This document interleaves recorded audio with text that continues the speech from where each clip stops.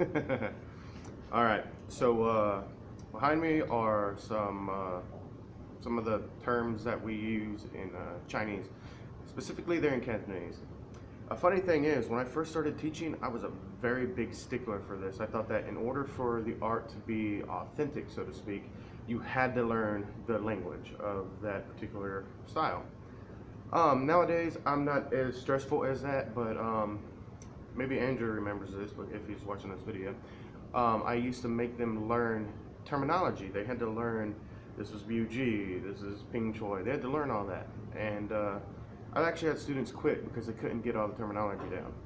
Nowadays, the only terminology I really force people to learn, and it's not so much as forcing, it's just so they have an idea of what to call that particular technique, is the blocking and trapping terms. But I also have put the hand strikes down. All right. Now here's the thing. This is not all of them.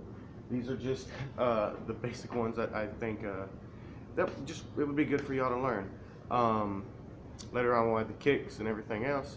Like I said, when I'm upstairs teaching and I don't have students in here, I'm gonna film some videos like this so I can be proactive for y'all, give y'all some basic ideas of striking. But this is all part of that online idea of learning in case y'all go out of town or you move away. This is going to be something that if y'all have reached a high enough rank, this can be something that y'all can use to maintain y'all's training.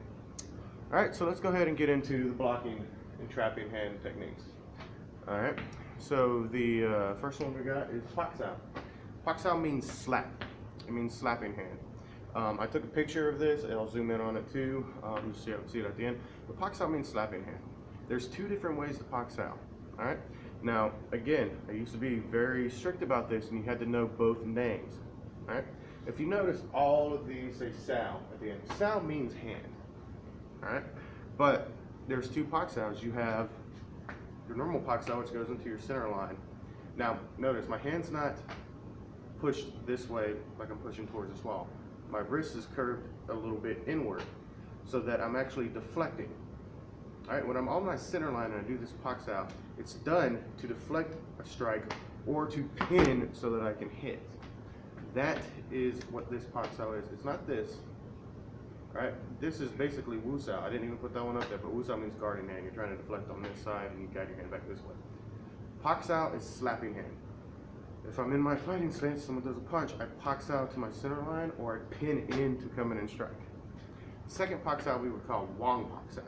Not wrong, Wong means side Pak Sao. If we're in our fighting stance, someone throws a punch, this one comes up, just a slight slap, it's just to catch so that we can counter. So you have one that's pinning, one that's more of a parry. I slap and I hit. All right? One side, Wong Pak Sao, normal Pak Sao.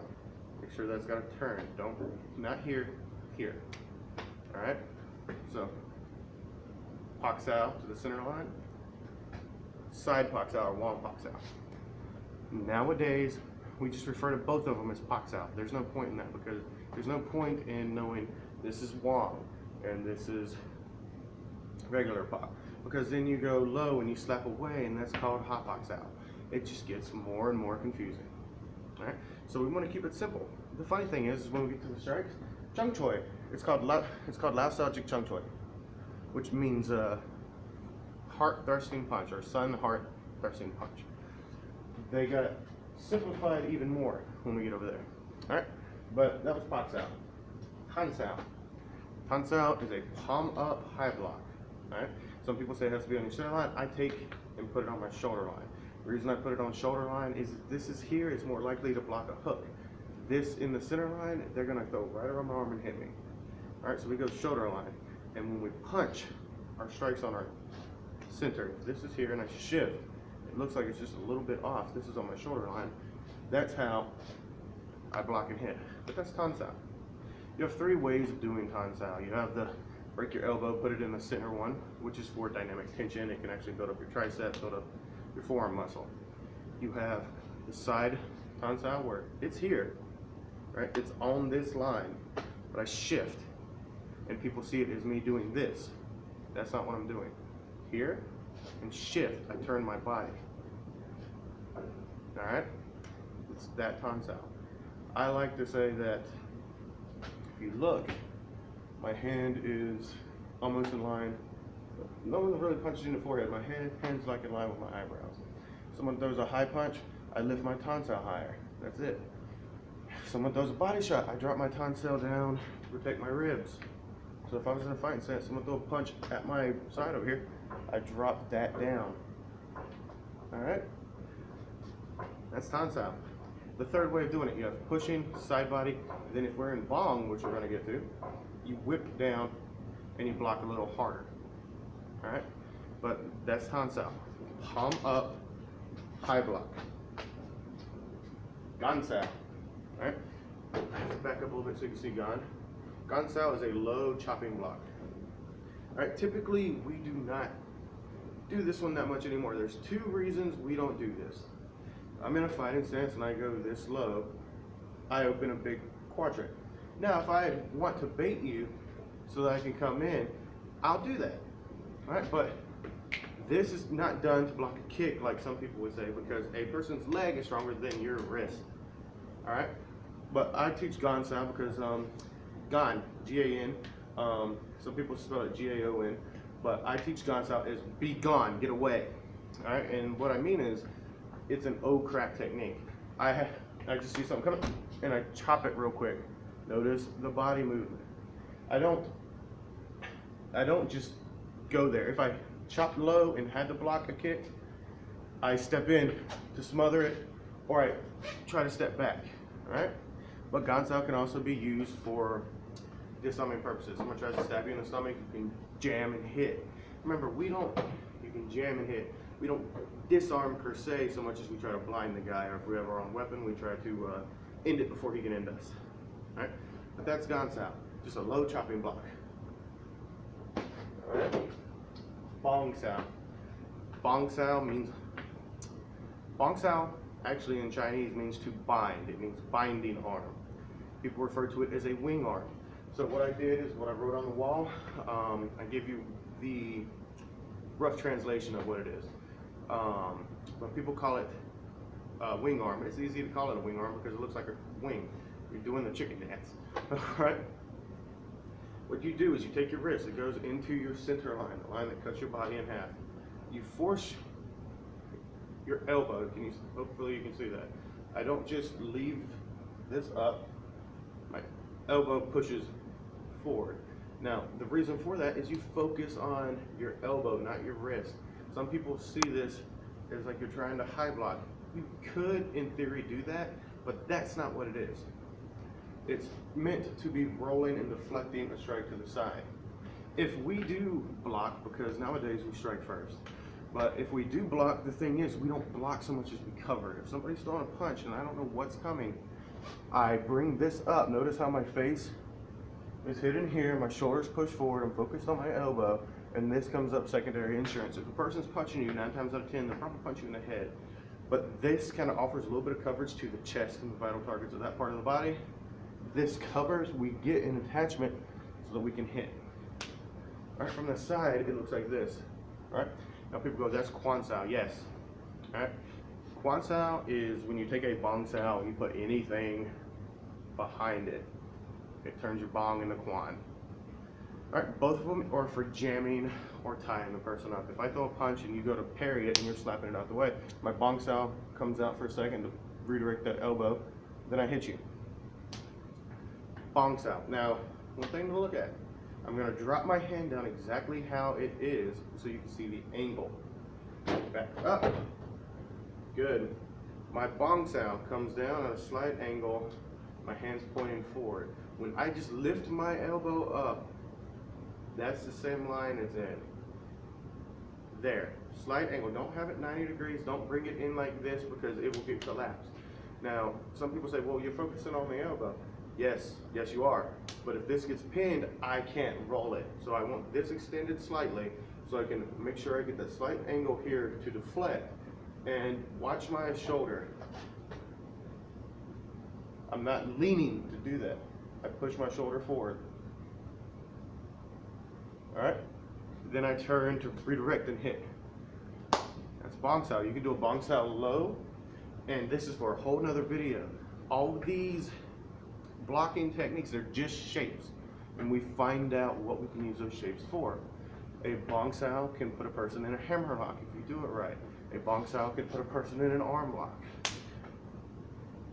Our teacher, C.J. Robinson, he will break your arm with a bong sao, slap you in the groin, hook you in the face, backhand, and punch you in the throat. All right, so again, different video in its entirety. They'll just be shapes, and I'll have to actually have a partner here for that. All right, next is jump sao. Jump sao deals with energy more than it is an actual movement. Jump sao means, some people refer to it as sinking block, or in karate it's like an inward block. We call it the line cutting block, or sinking block. I take my hand, I'm gonna put my hand up here so you can see it. All right, how you get there isn't nearly as important. You could be out here and get your arm in and do a jump sao. You could be up here, get your arm down, do a jump sao. So how you get to that position, I'm here and I push it forward, that's not important. The movement to the spot is not important. Where it ends is very important. All right? Jump sao, you focus on your elbow and you're trying to cut the line. So if someone's throwing a punch straight at my face, I take my hand and I'm focusing on keeping my elbow in close to my body, and I push that forward and I chop. There should be a slight angle here that would redirect the strike. Right? It's not this in, just like with box out, it's not this. My elbow comes in, my hand slightly turned like I'm chopping. Think that when you're doing it, you're chopping the guy. I'm looking at the camera, so I'm going to be looking a little crooked the whole time. But think that when you're chopping, when you're doing your jump sao, you're chopping the guy on the side of the neck. Now, jum, some people say jum or chum sao. Same thing in my opinion. One is searching for the bridge, one is sinking the bridge.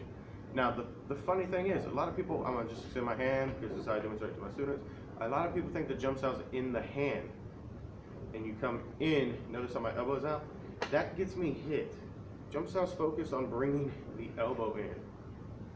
You're twice as fast because this has to move half the distance that your hand would. So for whatever reason, the person pulls my hand out. If I try to bring my hand back in to beat him, I'll get hit. If I bring my elbow in, I have a better chance of hitting. It's not foolproof, especially when you're dealing with someone who has a lot of speed. But when I just focus on bringing my elbow in, you could deal with most average people. All right, your hands should never get out this far, but if they do, you need to know how to bring it in. Now from a side perspective, you can't really see any difference between that and tan.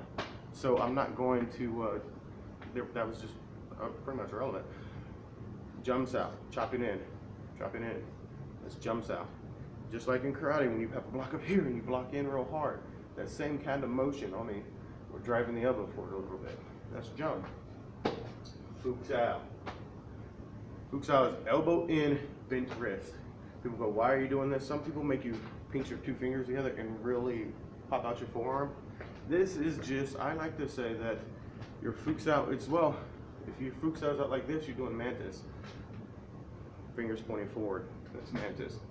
All right, when you're in here, it's Wing Chun. I have a friend who would say that Wing Chun and mantis are the same thing. It's just that mantis likes to hook more, where Wing Chun likes to parry more. So, fuku sao, some people say bent wrist. They got this real hard angle. I like to keep ours relaxed because it's teaching you to redirect and be relaxed. And if I can block, same kind of energy as jump sao we just did. Only difference is my wrist is bent. So I can block and hit, not with this, because there's potential there if it's not built up for it to get broke. You hit with this bone to the side of the head. You redirect. We use fuku sao to clench the back of the neck a lot. And if you turn in fuku sao, now this is a gray area because these are Wing Chun terms or Junfan Gung Fu terms. If you take your fuku sao and you turn it out, you can use it to block a hook. But we have a different name for that, and this, just like I said, because the terminology likes to confuse you. Fuku sao, bent wrist, elbow in. If I'm dealing with a person who does a lot of fast punches inward, and I got to deal with that kind of idea, I keep my fuku sao I use Futsal a lot because this just, again, natural angles of deflection. I put this in front of my head. People go, oh, that's a boxing stance. Yes and no, because I'm not doing peekaboo and I'm not doing old school college type boxing. I'm just keeping my hands in front of my face. I don't do this style, but in Tin Shin Pai, they call that looking through the tiger mouth because you kind of get in your sight so you can hit. The only difference is now my hands are bent. Alright, so it's Futsal. Yusao is palm down high block, which I just showed you. Some people will call that Futsal. And that's Futsal, this is Futsal in Mantis. So when I'm creating this natural block, that's Futsal. Not Futsal, sorry, Yusao. Typically a Tansao will go around your arm and you'll get hit. Futsal will catch a hook. I said typically in Tansao, it'll go around your arm. A hook punch sometimes will go around your arm and hit you when you do Tansao. If you do Busao, your block rests on the person's shoulder, you kind of just catch it and you get hit. Also from here, that could turn into a finger jab a little bit easier. I can pop it to a fist a little easier. So while I teach Tansao, because I think it's a good block to know for that situation should it apply that you need it, especially when you block, when you're trapping and you just lift his hand up, depending on him real quick so you can hit him. I like that. My preference. But Busao is the one I use the most in sparring when someone's just kind of throwing a punch at me. So it's Busao. Palm up, shift. It's creating that angle here, and you're hooking the incoming punch. That's beauty. Lansao. Alright, go back to bomb. Here. Lansao. Relax your elbow. That's Lansao. Some people keep it straight. I like to have a slight hook because when I have that hook, it's reminding me to hook the arm and use my elbow to pin the other arm. Lansao we have written here is resting arm. Some people call it the barring arm. The reason for that is this is designed to pin the person's arms down. If the person's stroking me, I bring this down and I hook their arm so I can hit them. If I'm trapping and I roll, that's to pin both their arms so I can just get a quick shot. That's Lansao. Lan. Here, especially when you do sit them down, it's here. I like it being relaxed a little bit. Alright? That's Lansao. Lapsao is pulling hand. Just grab and pull. In the form, you see it in here, this way. And then you throw a punch. But Lapsao is literally, if you punch and I block, I just grab and pull it down real quick so I can hit you. When I do that motion, that's me pulling, just grabbing. You have different types of Lapsaos. You grab and you just kind of hold it so you can hit the guy, or I tell my students grab and put his hand in your pocket. So you're pulling him down, pulling him off balance really hard. The first one is just a real quick, you don't even have to grab so much as your hand's just kind of resting on the guy, and then you hit. The other one you pull down, all right? Or you pull across so you can hit him with an uppercut. But you're just grabbing. That's Lapsao. Jutsao. This is where people get confused because if Lap is pulling, Jut is jerking. All right? And they go, what's the difference? The kind of energy you put forth behind it. If I'm in a stance and I grab your arms and yank them straight down, that's a Jutsao. So you're up in a guard and all of a sudden this happens and I punch you in the face. That's a Jutsao. I'm pulling in, or I swing you off balance. When a person's in a really strong guard and you hook at the elbow, notice how I'm hooking, it pulls my shoulder down. This is in front of my face. Now it's not. They move me off balance. That's Jutsao. Alright, so it's a quick jerking down motion where Lapsao is pulling to you, Jutsao is jerking down. Hunsao. If you do Kali, it's called Waslik. Alright, Hunsao circle hand. If I'm in a Wusao, not Paksao, remember Pak, Wu. I circle. Circle. I'm just circling my wrist. My fingers point to one wall, then they point to the floor, then they come back up. Now, if you do it, sorry, my eye, it's just, if you do it this way, it's a good way to build up strength in your wrist. Do it with either hand. But when you combine them, it's not cloud hands, but it looks like cloud hands. Cloud hands is this. This is like tiny cloud hands. All right, cloud hands is just a way of throwing a person's hands away, or it can be striking and blocking at the same time. But if you're in a guard, I circle that hand down and hit you. circle, hit. So when you see us do Jiao Sao, hand strike, we'll get to it. Jiao Sao, if I throw a back fist, and someone parries it, my hand runs around this way. So I go 1, 2. If they parry it to the inside, it goes this way. So if I throw a jab and they parry it away, I run here, parry it this way, throw my hook. That's Jiao Sao. But if I throw my hook and someone puts up a block, I circle it and throw it away and hit him. That is Jiao Sao. Not Jiao Sao, sorry. That is a Hun Sao, circling hand. And you can circle the inside of the arm, you can circle the outside. You just practice throwing the punch away. And it's in the wrist, but it can also be in the elbow. Same idea, it can be in the shoulder, right? Any circling motion is Hun Sao. All right, that's not all. I'm sure there's some that I have forgot because I started filming this at 5:30 in the morning, but that is your basics of your blocking. All right, now I'm just gonna sidestep and block this. Hand strikes.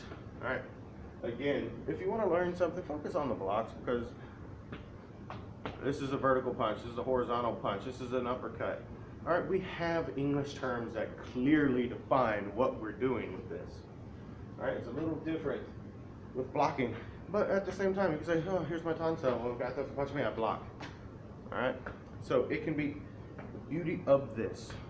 Bruce Lee had to say, not every man fits in a size 44 jacket. The beauty of this is it will suit you. All right, you're gonna tailor this to you. All right, you might use 5 of those terms and 4 of these, or you might decide to go super full-blown traditional and use them both. Use all of them. All right. First thing, Chung Choi, vertical fist. Right. Doesn't matter if I'm punching from my shoulder line, my center line. It is a vertical fist. All right. Vertical, Chung Choi. Your hand can either, your thumb can be on top or here. Don't push your knuckles forward. Keep them in, keep it tight, bend the wrist up. When it's up and your wrist is slightly bent, it provides more structure. All right. When you focus on this, keep getting that wrist up, you punch the bottom 3 knuckles, it punches forward and you hit. If your hand's just relaxed and it hasn't been strengthened and you hit, that can bend, you can get a pulled wrist or a broken wrist. People will actually, a lot of Wing Chun guys, they used to try to sell you that this is the stronger punch, but they don't tell you to pop your wrist up. Right? They say punch like this, and then you're still getting that rebound and energy from your strike into your wrist. If you pop this up, it's get out to alignment. This bone connects to this bone. No, this bone is in line with that one. This one's in line with that. Creates a stronger striking surface. All right. Now, I'm not tensing, but that gives you a nice little natural tension when you pop your wrist up. All right. Because a lot of people, they think that being relaxed is like, oh, you're putty. You have relaxed tension, which is a confusing thing for a lot of people, but it's not that I'm forcing this, trying to make my bicep look big, trying to make my arm look big. My body's just doing the natural amount of tension it needs to make the strike effective. That's Chung Choi, vertical fist. Ping Choi is horizontal fist. All right. If I'm in a boxing stance, so I'm boxing punches. That is a Ping Choi, horizontal fist. All right. Now, same thing I talked about with the wrist being bent up. If you bend your wrist down, that's how people kind of punch. Not in all, but in some karate. They're hitting with these 2 knuckles. That puts this knuckle in line with this bone, this knuckle in line with that bone. When you put that little bend in it, it can help you get around the guy's arm, but that also strengthens your wrist so that it doesn't bend as easy. All right. But horizontal fist is Ping Choi. Ping. Right? We use the horizontal fist a lot. We throw a vertical fist to the body. We use vertical fist high line. We use horizontal low line. My reason for that is I feel like I get more driving pressure that way. Right? That could just be completely in my head, but I feel that I get better driving pressure down, and I get that defensive line up. Chop Choi, shallow fist or leopard fist. All right, you're hitting with these knuckles instead of these knuckles. That's Chop Choi. If you look, the reason they call it leopard fist is if I drew an eye right there, it looked like a cat. Rawr. Haha. Really bad humor, but bear with me. Now it's 6 o'clock in the morning. All right. So, there. Next, this is Chop Choi. Right? throw it this way, it's still chop choi. All right. Jin choi is just your uppercut, regardless of if you do the Wing Chun one where your hand just pops up, or you do the whole dip and drive with the uppercut from boxing. It's still Jin choi, uppercut. So choi or now sao, all right, is your hook. Your hook, all right. I don't have to explain that. That's why I said you don't have to learn the hand striking terminology, because everyone knows what a hook punch is, all right. Even if I make a big hook punch, it's still a hook punch, right? I like punching with the vertical fist instead of the horizontal. The reason for that is if I miss you with this, I don't run the risk of breaking my hand. If I miss you with most of my knuckles throwing horizontal, catch you with my pinky, my wrist bends, I could break my wrist. I could get that boxing fracture where your hand breaks right through here, right? So I like throwing a horizontal fist. I mean a vertical fist, but you might like throwing a horizontal. If you want to do that, do it. I don't care, because it's still a hook, all right? No one doubts the effectiveness of a hook. All right, regardless of if it's this way or this way. All right, so they call it so choi or now sao, and so and now literally they mean hooking. They mean hooking or coming in. Sut sao, hand sword. You're chopping the guy in the neck. Sut sao. The funny thing is that actually means killing hand, but it's a hand sword. We call it sut sao. This just flicks out and comes back. All right. Some people call it fac sao. We don't use that term because we don't want to have little kids saying cuss words. So you can call it a fac sao if you want to, but it's sut sao in our art. Sa kyun, hammer fist. Hammer fist, whether it's this way, straight down, it's still sa kyun. All right. Sa kyun, hitting with this part of your hand. Hammer fist. Wa choi, my favorite technique, back fist. All right, back fist. I'm hitting either with the knuckles, which some people like to say, oh, that's a back knuckle strike, and this is a back fist when you hit here. Hit with either part of the hand. All right. Some people will disagree with me. They'll say, oh, here, this is weak. When you do this, there's two different ways to do it. You can knock a guy out with a back fist. I don't care what you say. You can knock a guy out with a back fist. You hit him with the back knuckle, or you take this and you slam it into the soft part of his body. You hit a guy in the cheek with the back of your hand, it's not going to break your hand. You hit him in the side of the neck, it's really not going to happen. What, you hit him here, right on the chin, yeah, potential. You hit him on the forehead, yeah, there's potential, but there's potential to break your hand in those spots when you punch him with a forward fist. All right, so whether or not this is weaker is kind of irrelevant to me. But you can hit with the knuckles, get that nice little knock, like you're knocking on a door, or you can hit him with a brick, is kind of how I look at a back fist. All right, answer real quick. I'm begging the guy to leave me alone, and I can just flick it real fast. All right. Wa choi is back fist. Jip turn, forward palm. Good old fashioned starfish or stop sign. I'm just smacking you with the forward palm. All right, palm heel, not here. That doesn't do a lot. That's what you do when you're knocking on somebody, you're messing with your kids. Say, hey, stop it. Palm strike. A palm, people call it slap. People don't understand how effective a palm strike could be. You hit a guy in the jaw, hit him in the neck, push his head forward. It's impossible to push his brain into his nose. Wow, that'd be awesome. It's impossible to push the nose to the brain. This is cartilage. You can't physically do that. The only way to put this part of your head in your brain is for me to run your head over. All right, but it still hurts. All right. Palm strike. All right. Wan jern. Same palm, horizontal. Means side palm. Wan jern does. Just like Wong Pak from the beginning of the video. Means side pak sao. Wan jern means side palm. Right? You can hit that to the side of the head, but typically we hit the ribs or we come in and slap the eardrum with wan jern. A funny thing is we do not do this, but some people call pak sao pak jern, which just means slapping palm. So if you ever hear someone do that, they're not wrong. It's just more terminology. Right?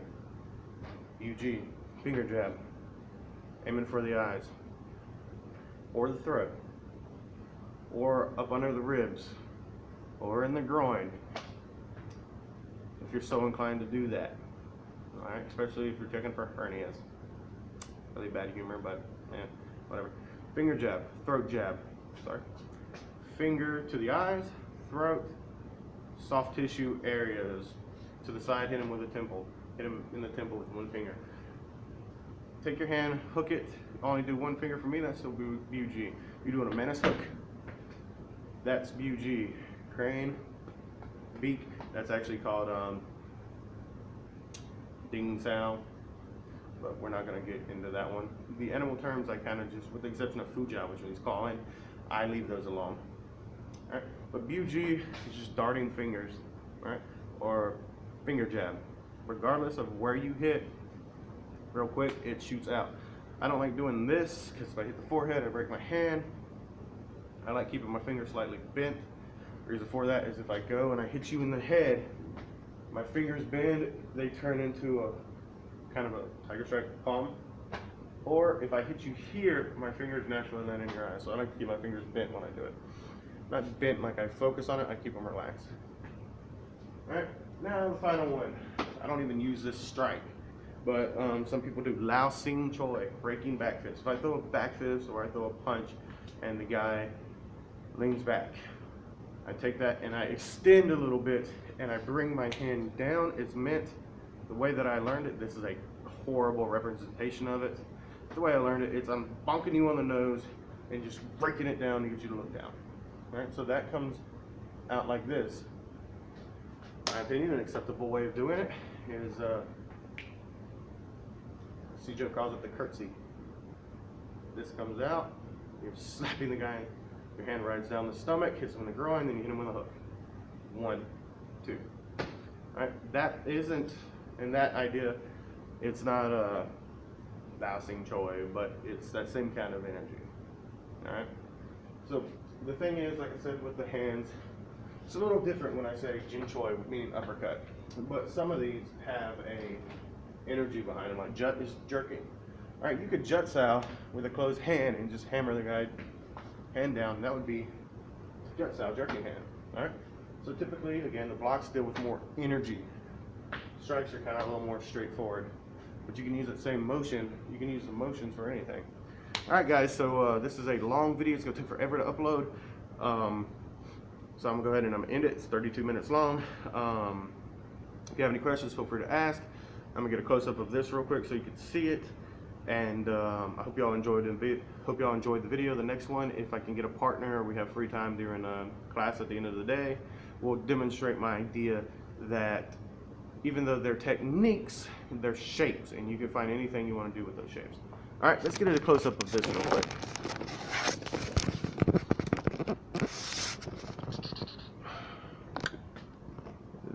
There we go. Alright. Come on. There we go. Sorry. I'd make a horrible cameraman. Alright, and I took pictures of these as well, so you'll see them. You'll get the pictures before you get the video. Alright guys, hope you enjoyed it. Have a good one.